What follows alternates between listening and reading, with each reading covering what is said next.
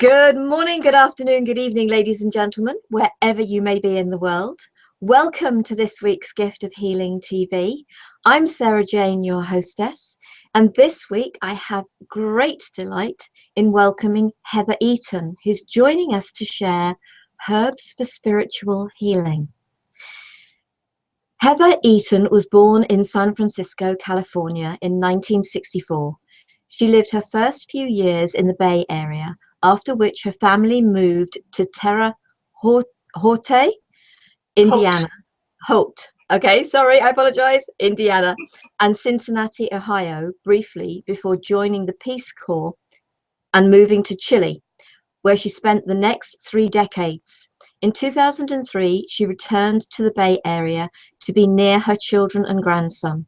Recently married after a whirlwind romance, she now lives happily ever after in Sebastopol, California. Heather was raised by scientists in an atheist environment.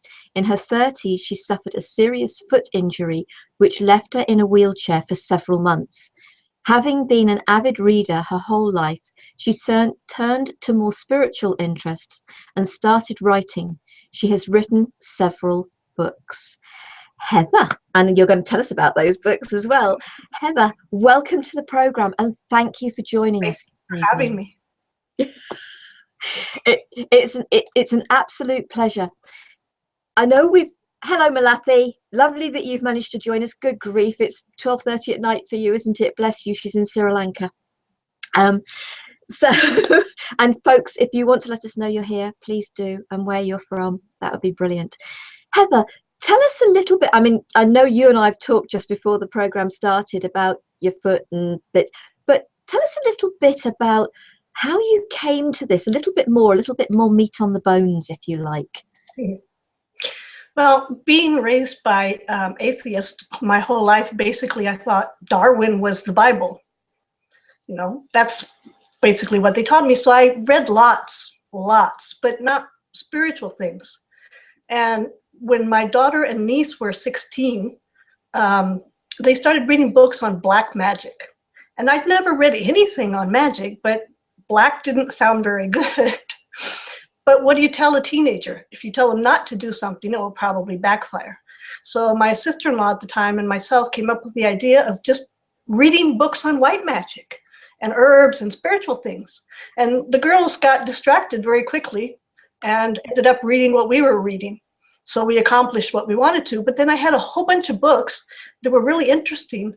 And then I had this accident and landed me in a wheelchair. And I just started writing and putting things together because I liked it, because it was fun. And it ended up in a book on herbs and magic.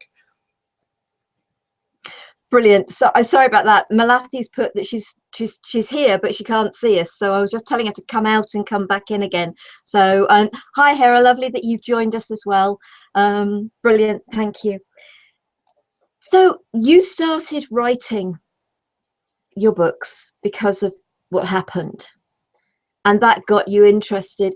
I mean, I'm assuming that also what your parents did, scientists, were they interested in the botany and with herbs, or was that a totally different? Well, my father's a botanist, so I was raised all around plants and the study of plants, and we camped a lot and were in nature, and they were always pointing out the birds and the bees and the butterflies, and especially the herbs and the trees and the meadows, and, you know, talking about it constantly. Brilliant, brilliant. So let's get to the book. What's the book called? It's a book of herbs and magic, and it deals with herbs and how they relate to us spiritually and how we can relate to them and how they can be useful to us to grow, to be cleansed, to be happy, to enjoy life. Brilliant. So let's start on some of that. But when we talked about it, how can people use these herbs? Do they have to use them dried? Do they use them fresh? Give us some idea of some of the ways that herbs can use herbs in many different ways. You can use them in incenses. You can use them in dried herbs to make sort of teas and baths. You can use fresh herbs. Each each has its own vibration, so to speak. The fresher the herb, the more powerful it will be. The more you process it, the less powerful it will be. Meaning, if you're going to take a bath with fresh herbs, you would use half of what you would use if you're using dry herbs. But either way, you still get the same effect. So you can teas, I think, if I'm right, are they called tisanes? So, but I mean, I'm assuming that's an old-fashioned word. There's tinctures, there's teas. It all depends on how you seep it. Oh, right. Okay. And I'm assuming the word seep means it's the soaking of it, because obviously Yes. there will be people who've never come across any of this before. And obviously what I'd like is that people understand the terminology, so that if they go and investigate and they read it elsewhere, they know what it means. Because I don't know about you, but when somebody's talking about something and there are words you don't understand, you get lost. And then you can lose. I wrote my second book. So seep is the soaking of. Yes. And when you're dealing with an herb that you want to get the most effect out of, one thing that's not taught that you should do if you're making yourself a tea or something with a fresh herb is cover it. Because when the herb lets its oils and essences, and it's not covered, they will go out and dissipate into the air. But if you cover it, it will go back into the water. Oh, right. Okay. So would you cover it with a piece of paper? A teacup, a tea plate, anything flat. And something that's non-porous? Yes. Okay. So is that why in the old days people actually put the saucer on top of a cup, possibly? Yes, that's probably the reason they were doing it. It's brilliant. You learn about things very backward way sometimes, don't you? Well, the old people had their little tricks, and now sometimes you figure out they were a point to it. Yeah, I was only talking to somebody about crystals, and there are certain crystals you shouldn't put in water, but you can put them in a glass jar, put the jar in the water, the crystal in the glass jar, so that the crystal doesn't touch the water, the energy. So there are lots of little tips to learn. And I'm taking it that your book explains each of these. Well, the book deals with, I guess you could call them potions or recipes, for different types of herbs to be mixed together in incenses or in oils. And it explains a lot about each herb, where you can find it, what its history is, what it was used for hundreds of years ago, what it's used for today. Brilliant, brilliant. I mean, I think a herb that a lot of people will have heard of is sage, in respect of smudging. So do you want to, because I mean there'll be people who've heard it, but they're not 100% certain what it's about, because okay, it very much comes into the spiritual. I know that shamanic, and that there's probably way more people that use it. So would you like to explain a little bit about that for us? There are many herbs you can use for smudging, and it depends on what type of energy you're trying to dissipate. In general, sage is very powerful just to release negative energies that have accumulated in a place. And that's why it's used very commonly. It's been used by Native American Indians and probably other shamanic traditions all over the world. So brilliant. And how do people smudge? I mean, it's a word, but what is smudging? How do they? What it involves is burning the herb and moving the smoke around the areas of the house or building or whatever structure. And there are many ways to do it. You can buy a smudging stick, which you light on fire and then just walk around with. Or in other traditions, you use an abalone shell and you burn some sage in it. And then you take a feather and you dissipate the smoke around the corners. It depends on what tradition. But the most common is probably just buying a stick of tied up sage and lighting it on fire. That's basic, simple. Yeah, and I've seen people even with the stick use a feather. Is there a is there a specific type of feather, or is it big feather? Sorry, did you say an eagle feather? I said a big feather. Any feather will work. The bigger the feather, the more smoke you can move. Absolutely, because I've seen people very much use it on people when they're going into sort of when there's some sort of journeying going on or sort of ceremony going on, the smudging with the sage and with the You can feather. smudge people as well as places. Yeah, brilliant. Okay, so really, so fresh and dried, they can be made into oils. Because okay, you think about it, obviously I'm assuming the oils very definitely come from the fresh. Yes, usually. You can make oils from dried herbs, but it's a lot better to make them from fresh herbs. And the process is very simple. You get a good quality oil, you take your herb, you put it in there, and you let it sit for a long time, maybe a couple of weeks, and you move it around every so often. And if it doesn't smell the way you want, you replace and put more fresh herb in until you get it to where you want. But basically, it just needs to sit in a cool, dark place. So what oil do you use then? You can use oils of anything. Some especially good are things like lavender oil. You can put a few drops in a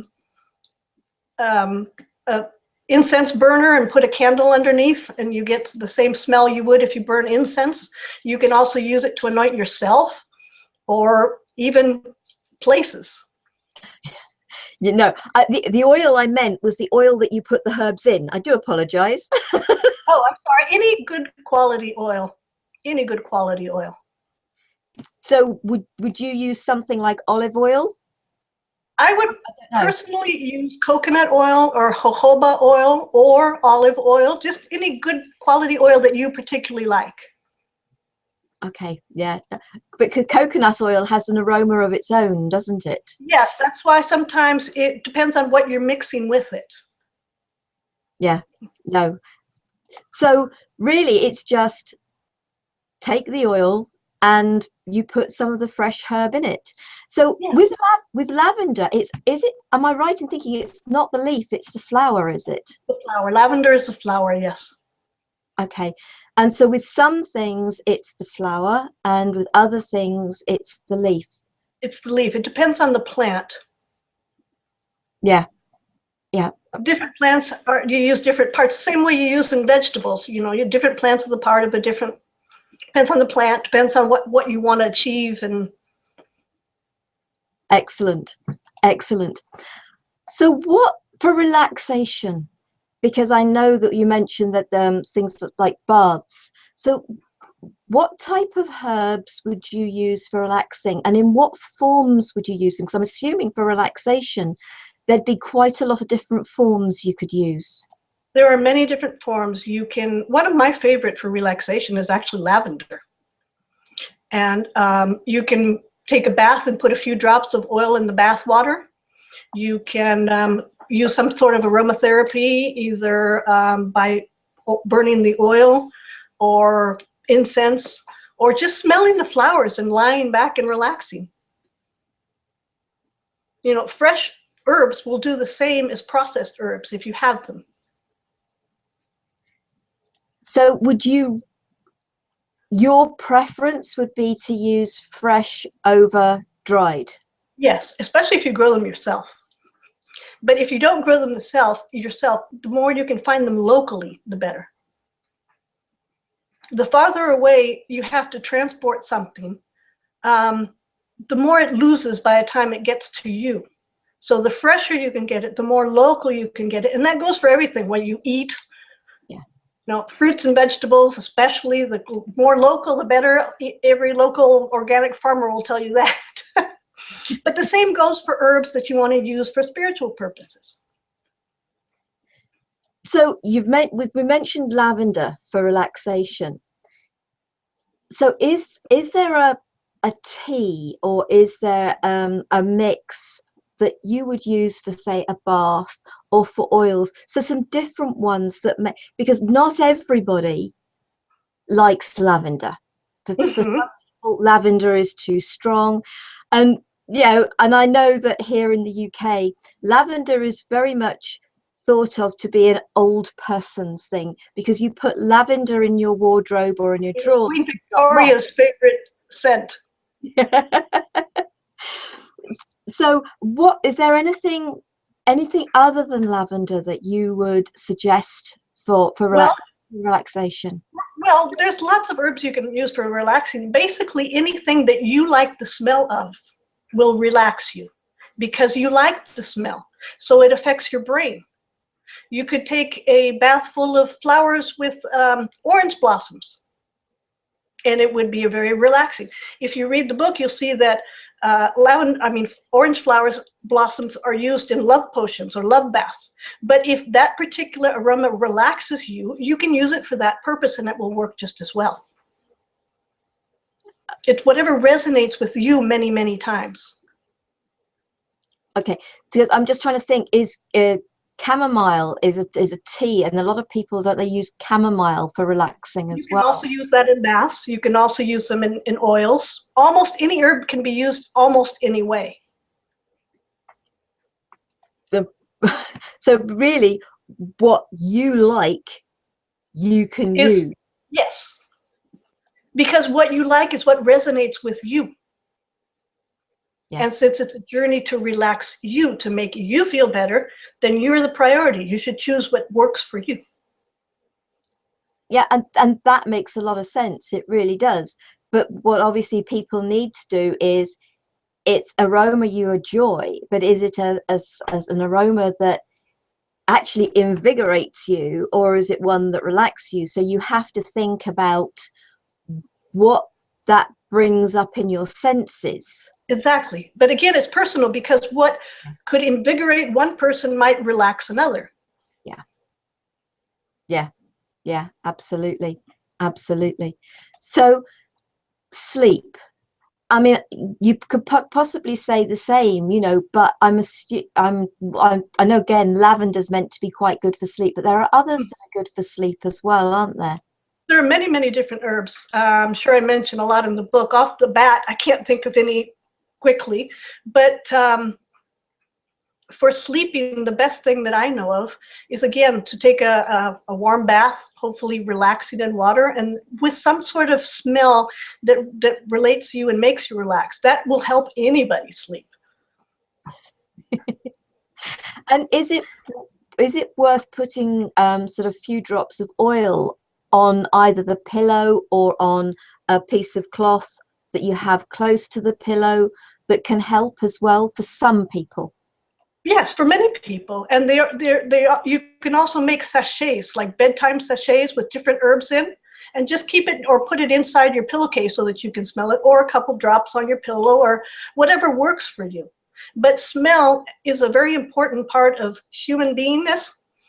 Yeah. Stop and smell the roses. Yes. It's the same thing. When you give yourself something that makes your mental and your physical body happy, you're more relaxed and you're more ready to take on the world, so to speak. It will help you sleep. It will help your mood. It will help everything.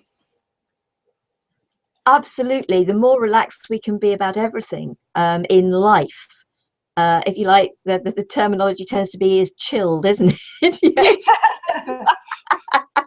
You know, if you can be chilled about things, then you don't take on the stresses of everyday life. So sort of, no. And okay, so if folks, I know we've got at least a couple of people watching. If you've got a question, if there's a particular herb you would like to know about, you know, please ask, because, you know, this is your program. This is for you to find out information that you would like to. I know there are so many herbs. I mean, we've mentioned very few. We've obviously mentioned lavender, and we've mentioned sage, but I know that there are hundreds of herbs out there. And it's not just herbs, because if I'm right in thinking, can you not also use things like strawberry leaves for things? Well, that's an herb. It's a plant. Yeah.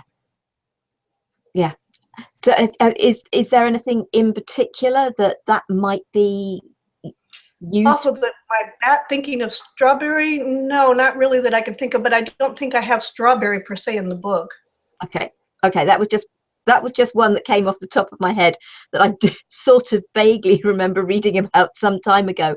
But obviously, the herbs that you have in the garden. So we very much think of things like sage, rosemary, and Parsley, thyme. sage, rosemary, and thyme. Yes, all of that.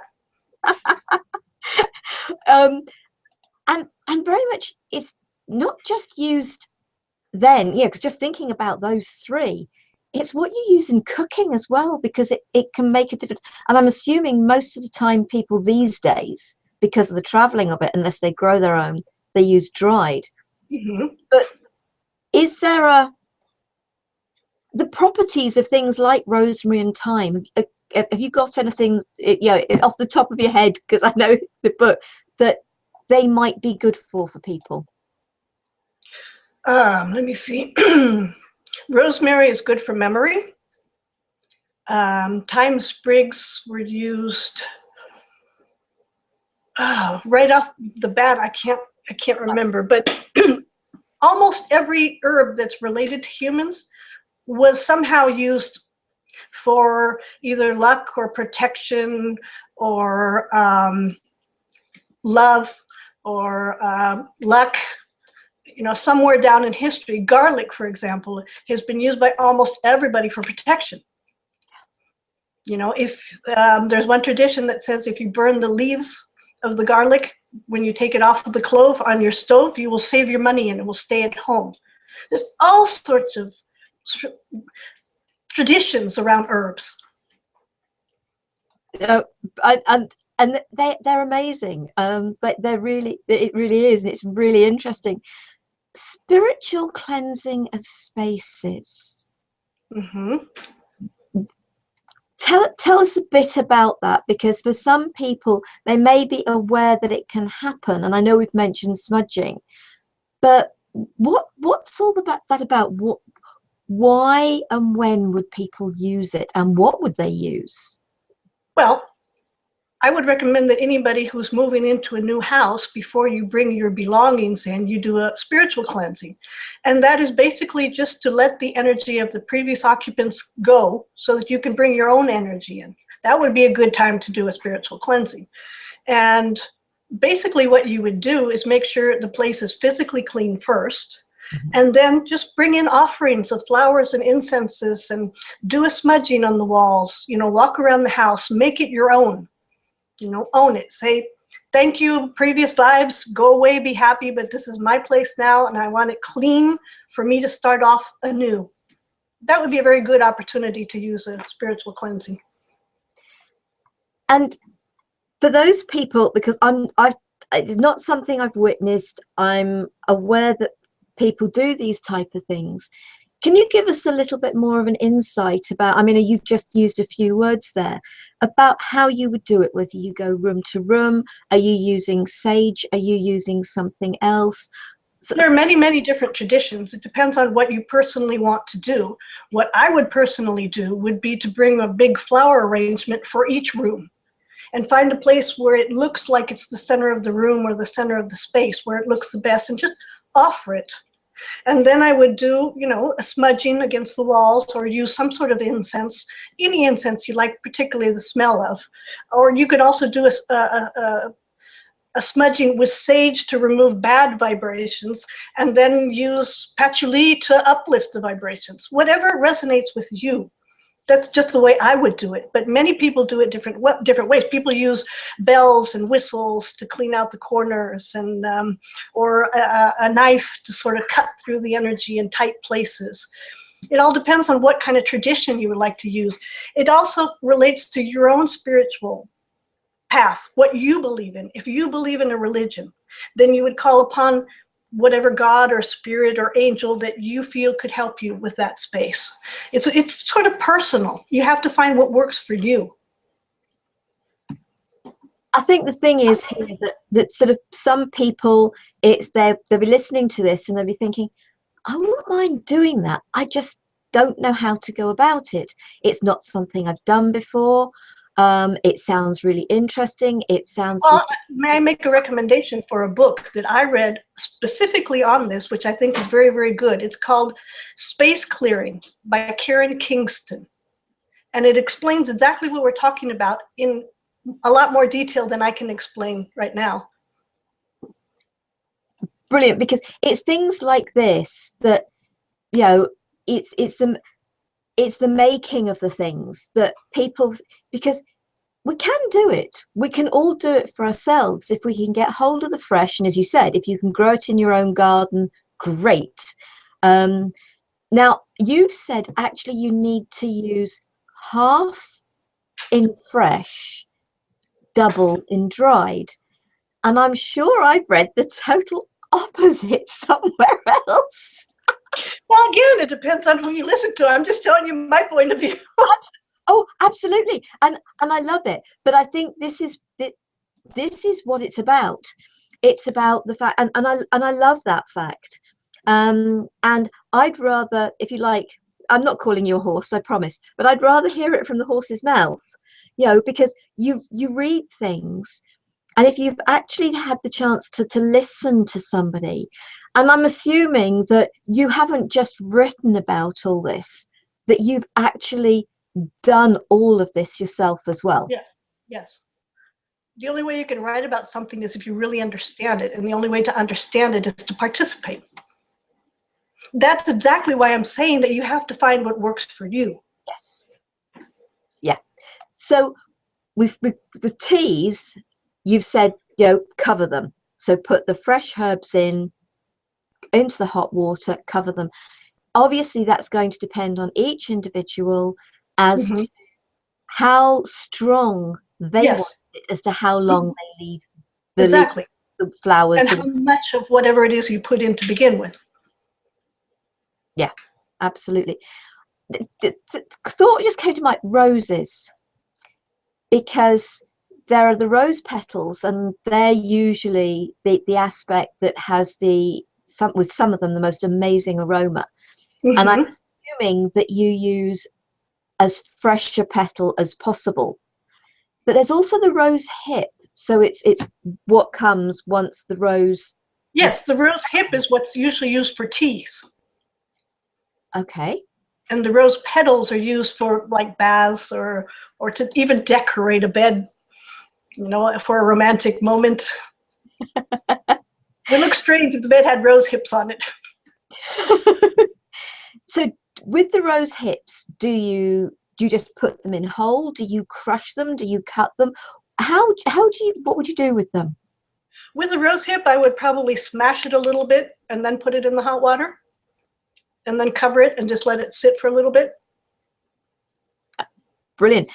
And is rose, off the top of your head, is rose good? I know you've said it's got to be what's right for everybody, but is there anything specific that rose is good for? Love. Oh. So if you're looking for some love in your life, some rose would be it's good. Rose, orange blossoms, and lemon blossoms are good for love. Oh, okay. Brilliant. Well, we've touched on that one. Oh, Malathi says rose is my favorite. Excellent. So other herbs, because I know that there are different herbs, obviously, in different countries. Some of us have the same herbs, and there are different herbs. Any that are specific to yourself, to where you live, or where you've lived, that you can sort of think of that you'd like to share a bit about?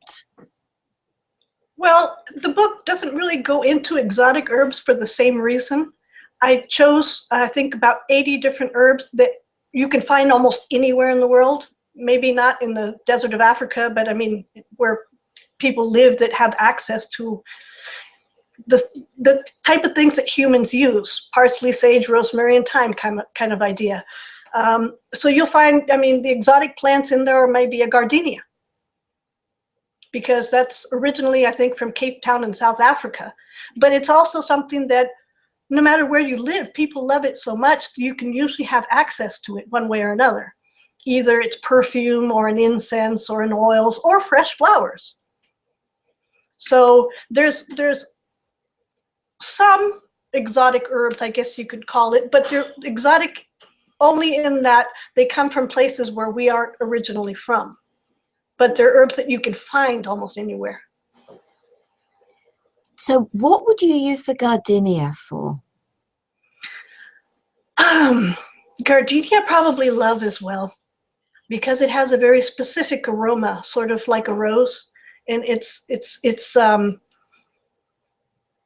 conducive to a loving state of mind, so to speak, when you smell it. Same with the rose. Yeah. You only got to think a bunch of red roses for Valentine's Day, haven't you? So, okay. So I'm just trying to think. So we've mentioned that that you can make teas, that you can make oils, that you can also make almost like pastes, can't you, for compresses and things for wounds? Yes, but this book doesn't particularly enter to the physical part of what herbs can do. It's more to the spiritual part of what herbs can do. But yes, you can mix fresh herbs and mash them up with stuff and put them on you. One of the good things for that is aloe vera. You can use that for burns. Just open the leaf and smear it right on. It's one of the best things there is. Yeah. Oh, absolutely. The aloe vera plant is it's known as the Burns plant or the miracle plant, or sort of it's got numerous names, but yeah, it's an amazing. If you've got one of those on your windowsill, that's worth having there. Yes, absolutely. Yeah, absolutely. Yeah, no, I actually use a lot of aloe vera, but it's not straight from the plant. So it's a favorite of mine. It really is. Oils.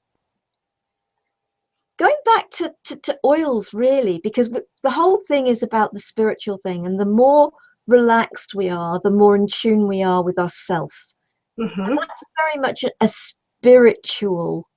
It's with us being within our own spirituality, I suppose, isn't it? It's us being relaxed. And so we've mentioned oil burners. Have you got a favorite that you like to use? Not particularly, because any oil burner that you can put a little candle underneath will do. And there's many, many different forms. Just again, it's up to choice and taste what you like.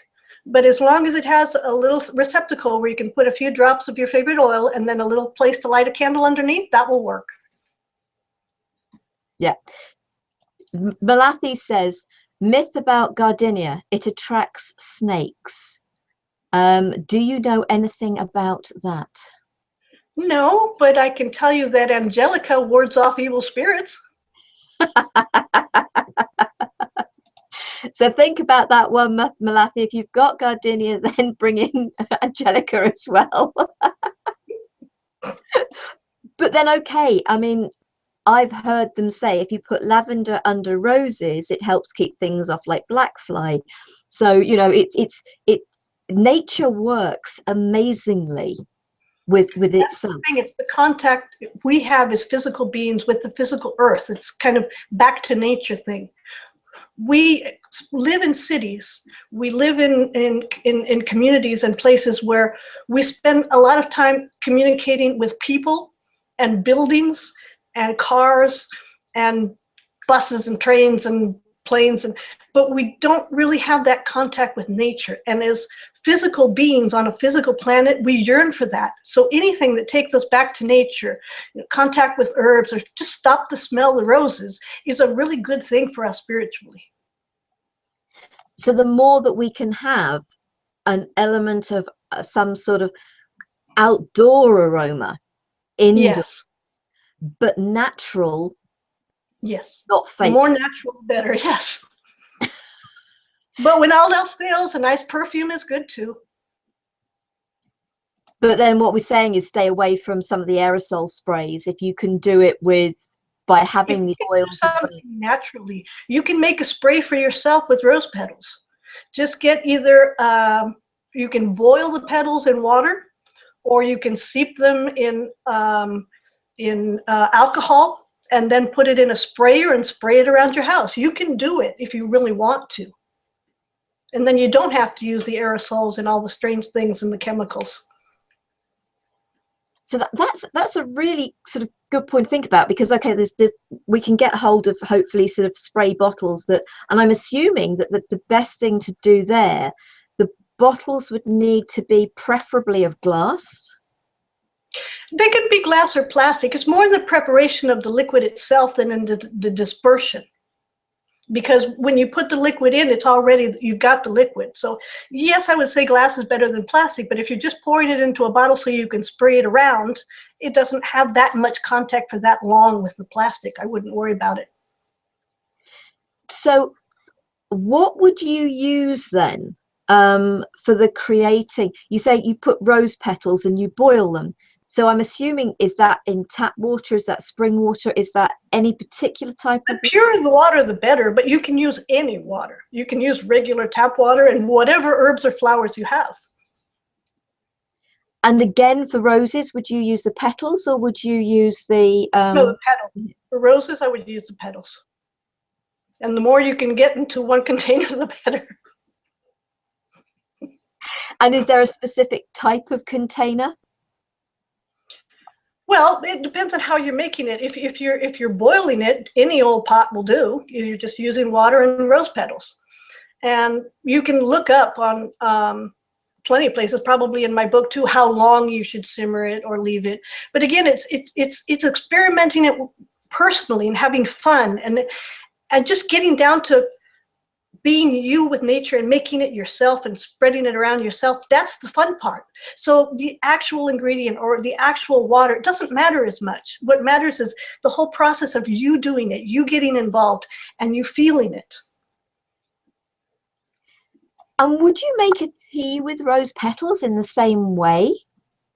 You could, but it probably wouldn't taste as good as if you did it with the rose hips, because that's where the essence of the rose is. The essence of the meaty part, so to speak, that would do for humans. The petals is where the smell is, but the rose hip is where the goodness is. No, brilliant, brilliant. So you could do a mix of the petals of different flowers. It wouldn't just have to be roses if you want. Oh, you can use any flower you want. So could you actually do that with lavender as well then? Would you use that with the lavender flower? Yes, you would use the lavender flower. And you can use it dry or fresh. Lavender flower in particular is very pungent, so dry would work just as well. Yeah, no, I've got loads of lavender in the garden. There's so much lavender in the garden. but it's lovely. It really is. So have you got anything else? I mean, we're coming close to the program, so if anybody's got any questions, please ask them now. If there's any particular herb or plant that sort of you've got a question about, can you make this with it, can you make that with it, whatever, please ask the question. Is there anything, the name of your book, with both your books, the fact that they're on Amazon, but is there anything you'd like to share with folks? Anything that you think we may not have touched on? No, but I can say that if anybody has any questions they think of later, they can email me and I will happily answer them. And if people are interested in any of my books and they email me, I can send them PDF files so they can take a look and see if they're interested in them. And no, that's brilliant. It really is. And thank you so much, because I mean, I love the garden. I'm very lucky where I am. Our garden's a little bit of a wilderness, and it's deliberately kept that way for nature. And we have quite a few bits and pieces in the garden. Probably don't grow enough of our own in the way of food and bits and pieces, but it's definitely a garden for nature. And yeah, I'm just thinking we've got a lot. Mint. Mint is another very good thing. Is there anything in particular that you would think about mint being used for on mental clarity, I think, comes to mind. Okay. So would you combine that with something that's relaxed? I'm just thinking, because to a certain degree, I'm also thinking sort of, isn't mint meant to be good for settling digestion and things? Yes, physically, yes, it's very good for digestion. Yeah. And especially for a mint tea is one you would cover because its properties are in its aromatic part. So when you steep it in hot water, it will dissipate and you won't get the goodness out if you don't cover it up. I've actually got a load of lemon mint in the garden, which is, so it's not mint, it's actually lemon mint. And it's very definitely. It's called, sorry? Balm. B-A-L-M, balm. That's lemon mint. That's also good for love and digestion. And we're very good at sticking it in with cooking of new potatoes. There you go. It's also used for cooking. Yeah, putting mint, and it's just that I've got lemon mint in the garden. When you're cooking new potatoes, it's just something, I don't know whether you do it over there, but it's just something we do in here in the UK, is we put fresh mint into the water when cooking new potatoes. So sort of, but yeah, it's all that there's just so much out there, and I hope that this has given. Oh, what about scented candles, says Malathi. Actually, I'm assuming that you could create the oils and then put that into a wax mix. You can actually make your own candles. Candles are pretty easy to make. And yes, you can make your own scents and make your own candles. Scented candles are good, but it depends on how they're made, with what materials. Because some are made with good, fresh, organic materials, and others are made with chemicals. And so it depends on who makes the candle. If you make it, so much the better. But anything that burns and has an aroma will affect your mind in a positive way, if it's a good smell. Absolutely. So candles like the burners, the oil burners. It's the same thing. It's throwing the essence in the air. Yes.